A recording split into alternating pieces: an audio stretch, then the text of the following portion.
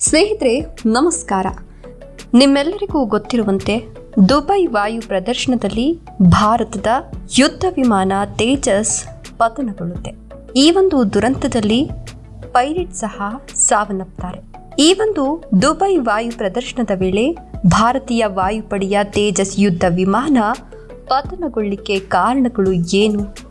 ಇದು ಮೊದಲನೆಯ ಬಾರಿಯಾಗಿ ಯುದ್ಧ ವಿಮಾನ ಪತನಗೊಳ್ತಾ ಇದರ ಜೊತೆಗೆ ಪೈಲಟ್ ಬದುಕುಳಿಯುವ ಚಾನ್ಸಸ್ ಯಾಕೆ ಕಡಿಮೆ ಆಯಿತು?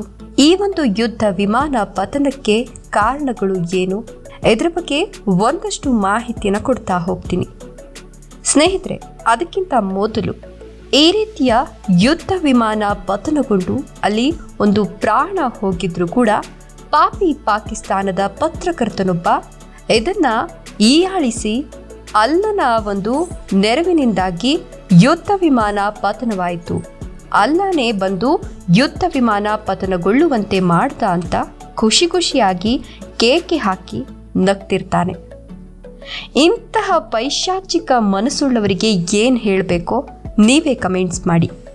ಅದಕ್ಕಿಂತ ಮೊದಲು ಸ್ನೇಹಿತರೆ, ಈ ವಿಡಿಯೋಗೆ ಒಂದು ಲೈಕ್ ಕೊಟ್ಟು ತಪ್ಪದೆ ನಮ್ಮ ಚಾನಲನ್ನು ಸಬ್ಸ್ಕ್ರೈಬ್ ಮಾಡಿಕೊಳ್ಳಿ.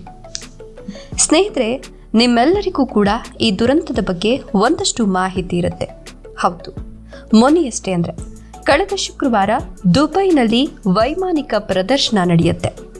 ಈ ಒಂದು ಸಂದರ್ಭದಲ್ಲಿ ಒಂದಷ್ಟು ಯುದ್ಧ ವಿಮಾನಗಳು, ಒಂದಷ್ಟು ಯುದ್ಧೋಪಕರಣಗಳನ್ನು ಪ್ರದರ್ಶನ ಮಾಡುವುದು ಸರ್ವೇ ಸಾಮಾನ್ಯ. ಯಾಕಂದರೆ ಇಲ್ಲಿ ದೊಡ್ಡ ದೊಡ್ಡ ಕಂಪನಿಗಳು ಬಂದಿರುತ್ತೆ, ದೊಡ್ಡ ದೊಡ್ಡ ದೇಶಗಳು ಕೂಡ ಪಾಲ್ಗೊಂಡಿರುತ್ತೆ. ಈ ಒಂದು ಸಂದರ್ಭದಲ್ಲಿ ವೈಮಾನಿಕ ವಸ್ತು ಪ್ರದರ್ಶನಗಳನ್ನು ಮಾಡೋದ್ರಿಂದ ಒಂದಷ್ಟು ಮಾರ್ಕೆಟಿಂಗ್ ಆಗುತ್ತೆ ಅನ್ನುವಂತಹ ಕಾರಣಕ್ಕಾಗಿ ಈ ಒಂದು ಪ್ರದರ್ಶನವನ್ನು ಮಾಡಲಾಗುತ್ತೆ. ಅದರಲ್ಲಿ ಭಾರತ ಕೂಡ ಭಾಗಿಯಾಗಿದ್ದು ತನ್ನ ಅತ್ಯಂತ ಪ್ರಸಿದ್ಧವಾದಂತಹ ಭಾರತದ ಯುದ್ಧ ವಿಮಾನ ಅಂತಲೇ ಕರೆಸ್ಕೊಳ್ತಕ್ಕಂಥ ತೇಜಸ್ ಯುದ್ಧ ವಿಮಾನದ ಪ್ರದರ್ಶನ ಕೂಡ ಅಲ್ಲಿ ಮಾಡಲಿಕ್ಕೆ ಸಕಲ ಸಿದ್ಧತೆಯನ್ನು ಮಾಡಿಕೊಂಡಿರುತ್ತೆ. ಯುದ್ಧ ವಿಮಾನ ಬಹಳ ಅದ್ಭುತವಾಗಿ ತನ್ನ ಟೇಕ್ ಆಫ್ ಅನ್ನು ತಗೊಳ್ಳುತ್ತೆ. ಬಟ್ ಅದು ಹಾರಿಕೊಂಡು ಬರ್ತಾ ಉಲ್ಟಾ ತಿರುಗಿ ಮತ್ತೆ ನೆಲಕ್ಕೆ ಬಂದು ಅದೇ ಫೋರ್ಸಲ್ಲಿ ಮೇಲಕ್ಕೆ ಹೋಗಬೇಕಾಗತ್ತೆ. ಅದಕ್ಕೊಂದಷ್ಟು ಗ್ರಾವಿಟಿ ಪವರ್ ಬೇಕಾಗುತ್ತೆ. ಇದೆಲ್ಲ ಕೂಡ ಮ್ಯಾನ್ಯುಯಲ್ ಆಗಿ ನಡೀತಾ ಇರುತ್ತೆ. ಉಲ್ಟಾ ಬಂದಂತಹ ಯುದ್ಧ ವಿಮಾನ ಇನ್ನೇನು ನೆಲಕ್ಕೆ ಬಂದು ಮೇಲೆ ಹೋಗಬೇಕಾಗಿರುತ್ತೆ. ಅಷ್ಟರಲ್ಲಿ ಗ್ರಾವಿಟಿ ಕಳ್ಕೊಂಡು ಹಂಗಾಯ್ತೋ ಏನೋ ಗೊತ್ತಿಲ್ಲ. ಬಟ್ ಭಾರತದ ಯುದ್ಧ ವಿಮಾನ ತೇಜಸ್ ಬೆಂಕಿಯುಂಡಿಯಾಗಿ ಪರಿವರ್ತನೆಗೊಳ್ಳುತ್ತೆ. ಈ ದುರಂತದಲ್ಲಿ ವಿಮಾನದಲ್ಲಿದ್ದ ಭಾರತೀಯ ವಾಯುಪಡೆಯ ಪೈಲಟ್ ವಿಂಗ್ ಕಮಾಂಡರ್ ನಮಾಂಶ್ ಸಯಾಲ್ ಮೃತಪಡ್ತಾರೆ. ಪ್ರಖರ ಚಲನೆ ಮತ್ತು ಸಾಹಸಿಕ ಹಾರಾಟಕ್ಕೆ ಹೆಸರುವಾಸಿಯಾಗಿದ್ದಂತಹ 37 ವರ್ಷದ ಪೈಲಟ್ ತಗ್ಗಿನಲ್ಲಿ ಕಸರತ್ತನ್ನು ನಡೆಸ್ತಿದ್ದಾಗ ನಿಜಕ್ಕೂ ಕೂಡ ಈ ಒಂದು ದುರಂತ ಸಂಭವಿಸಿ ಅವರು ಇನ್ನಿಲ್ಲವಾಗ್ತಾರೆ. ಈ ಒಂದು ದುರಂತದಲ್ಲಿ ಸಾವನ್ನಪ್ಪಿದಂತಹ ಯೋಧನಿಗೆ ಎಲ್ಲರೂ ಕೂಡ ಹ್ಯಾಟ್ಸ್ ಆಫ್ ಹೇಳ್ತಿದ್ದಾರೆ.